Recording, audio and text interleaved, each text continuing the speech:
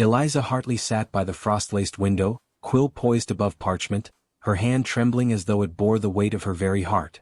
The candlelight flickered, casting shadows across her small study, where books and letters lay scattered, each bearing witness to thoughts she could speak aloud to no one. Outside, the early morning mist clung to the hedgerows of Hartley Manor, curling around the garden like whispered secrets. Her eyes were fixed on the horizon, yet her mind was elsewhere, entangled with thoughts of Jonathan Pembroke, the young gentleman whose presence had become both solace and torment. She had resolved, in the quiet desperation of night, to write to him, to offer her confession of the affection that had grown quietly, persistently, against every prudence of her station. But as her quill traced careful, trembling lines across the page, she hesitated at each word. What if her letter never reached him? What if the very act of writing became a betrayal of decorum and family expectation? Jonathan, meanwhile, had already departed from his father's estate, the clatter of carriage wheels echoing in the dawn as he made his way toward the city. His thoughts lingered on Eliza, though duty pressed upon him relentlessly. His father's expectations, rigid and unforgiving, demanded he consider advantageous matches, alliances that would secure fortune and position, rather than indulge the fragile stirrings of the heart. Yet he could not quell the memory of her laugh in the garden, the gentle tilt of her head as she read aloud in the library, nor the way her eyes, steady and honest, seemed to pierce through the propriety that bound them both. A letter, he reminded himself, might convey what words spoken in society could never bear. He had already entrusted a courier to deliver his own carefully composed note, but a strange unease had settled in his chest. Something, a premonition, a shadow of fate, warned him that these fragile messages of ink and paper might falter.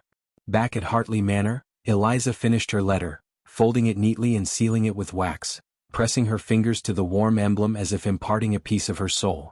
The urgency to send it pressed upon her, yet she paused once more, listening to the house's stillness, the creak of floorboards above where her mother walked in quiet disapproval. The weight of expectation, of propriety, bore down upon her, urging delay, caution. She left the letter on the desk, telling herself she would summon the courage by dusk. And yet, each hour of waiting seemed a cruelty, stretching the distance between intention and action. In the silence, she imagined Jonathan reading her words, the possibility of a shared confession. But the world intervened always, the etiquette, the letters that must travel miles, and the ever-present uncertainty of whether a hand entrusted with her message would deliver it faithfully. Evening came, and with it the soft tolling of Hartley Manor's clock. Eliza rose from her seat, her fingers brushing the letter once more, and looked toward the window where moonlight bathed the gardens in silver. Her heart tightened with the knowledge that tonight, perhaps, would mark a beginning, or the slow unfolding of a disappointment she could not yet imagine. Somewhere along the winding lanes and quiet hamlets of the countryside, Jonathan awaited the arrival of her words. And somewhere, unseen, the hand of fate hovered, indifferent to longing or propriety, ready to intervene. As the candle guttered low, Eliza's gaze fell upon the letter again, and for a long moment she held her breath. A promise was whispered in the stillness of her heart, a hope that might never cross the miles between them. Then, reluctantly, she replaced the letter in its drawer, leaving its destiny uncertain, its confession suspended between hope and restraint. Outside, the night deepened, and the manor settled into a hush that seemed to echo her own uncertainty, her own quiet suffering as she waited for a response that might never come. The next morning, Jonathan rode through frost-stiffened fields, the air sharp in his lungs, yet his mind lingered on Eliza's face with a relentless clarity. The letter he had sent the day before, carefully penned, seemed already to weigh upon him like a confession too fragile to survive the journey. He thought of her in the manor, alone among the polished halls and candlelight, and wondered whether she had read his words with the same trembling devotion that had marked his own writing. Distance, he realized, was a cruel tutor in matters of the heart.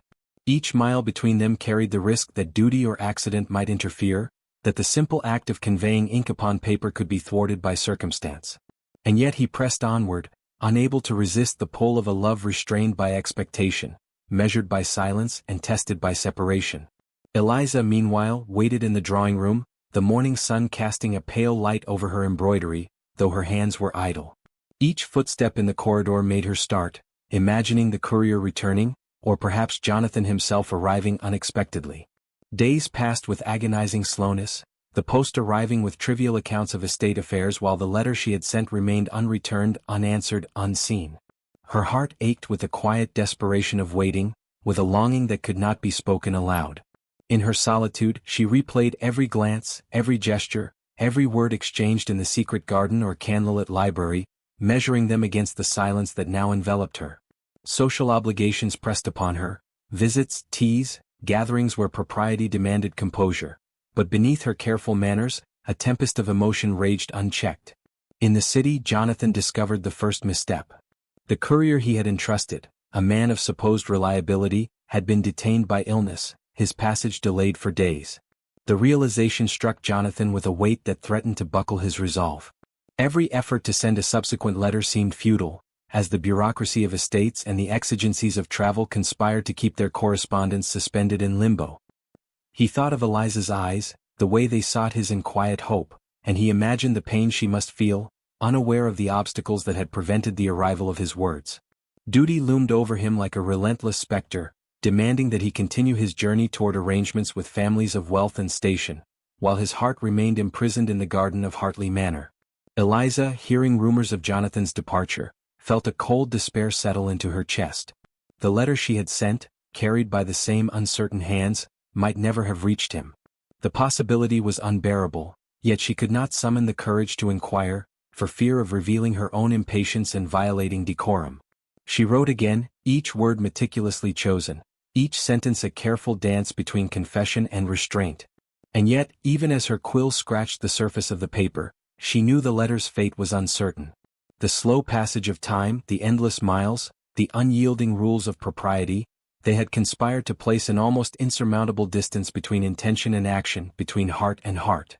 As weeks unfolded, both hearts became entangled in the painful arithmetic of missed opportunities and unspoken longing. Social duties, family pressures, and the relentless march of expectation prevented any reunion. In stolen moments, Jonathan thought of writing again, yet each letter risked being lost, each confession rendered futile by circumstance. Eliza, for her part, paced the corridors of Hartley Manor, the quiet of the rooms a reflection of the emptiness she felt. And all the while, the letters that might have bridged the distance languished unseen, bearing messages of love destined to arrive too late or not at all. The cruel patience of time tested them, and with it their resolve. Love, in its purest form, demanded silence, restraint, and the courage to endure separation without complaint. Yet neither could know whether their hearts would ever converge again, whether fate, indifferent to longing and propriety, would permit a single moment of shared confession. When the long-awaited spring finally arrived, Jonathan returned to the countryside, his mind heavy with apprehension. Hartley Manor emerged from the morning mist as a familiar silhouette, yet everything had changed in the interval of absence. Letters remained uncollected, messages never delivered, and the distance of weeks stretched into months. He rode through the gates with a heart both anxious and tender, hoping against hope that Eliza might have received any sign of his enduring affection. But the estate was quiet, the staff cautious in their greetings, and the drawing room where she might have awaited him was empty, as if the house itself mourned the silence between them. Eliza, informed of Jonathan's arrival, waited in the garden, where blossoms had begun to sway in the gentle wind. Her heart leapt at the sight of his carriage, yet she feared disappointment as deeply as she yearned for reunion. When he finally appeared upon the gravel path, their eyes met, and for a moment words were unnecessary. But the weight of months lost, the letters unreceived, the interruptions of duty and circumstance, pressed upon them both like a storm. Jonathan, compelled by propriety, did not rush forward. Eliza, aware of the delicate balance between desire and expectation, held herself still. At last, they met under the shade of the ancient oaks, their hands brushing, hesitant, their gazes speaking more than any letter could have conveyed. They spoke quietly of the months lost, of messages that had never arrived, and of the cruel indifference of circumstance. There was no anger, no recrimination, only the shared understanding that their hearts had endured, restrained by duty, yet never broken. They wandered the garden in silence, each step a testament to love that survived despite obstacles, and each glance a promise that words might fail, but affection could endure. In the days that followed, they reconciled their responsibilities with the desires of their hearts. Social expectations demanded attention, letters were finally exchanged, and the life of the estate continued its measured pace. Yet Jonathan and Eliza discovered solace in quiet moments, reading together by candlelight, walking in the early morning mist, exchanging glances that conveyed all they could not speak aloud. The letters, though delayed, became symbols not of frustration, but of perseverance, of the resilience of affection unyielded to circumstance.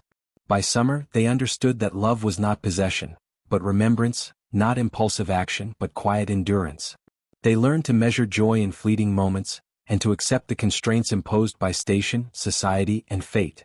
And though the letter that had once threatened to alter their course had never reached its intended hand, the silence it left had shaped them, teaching patience, strength, and the depth of a love that transcends mere delivery.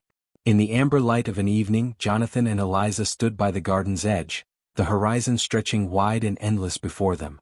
Neither spoke of regrets, for there were none. Instead, they reflected on the path that had led them here, the missed messages, the restrained confessions, the trials of waiting, and found in those trials a beauty that no immediate gratification could provide. Love, they understood, was not in letters received, but in the steadfastness of hearts bound by respect, memory, and the quiet courage to endure. In that understanding they found their promise fulfilled, whispered across the silent years, eternal in its restraint and grace.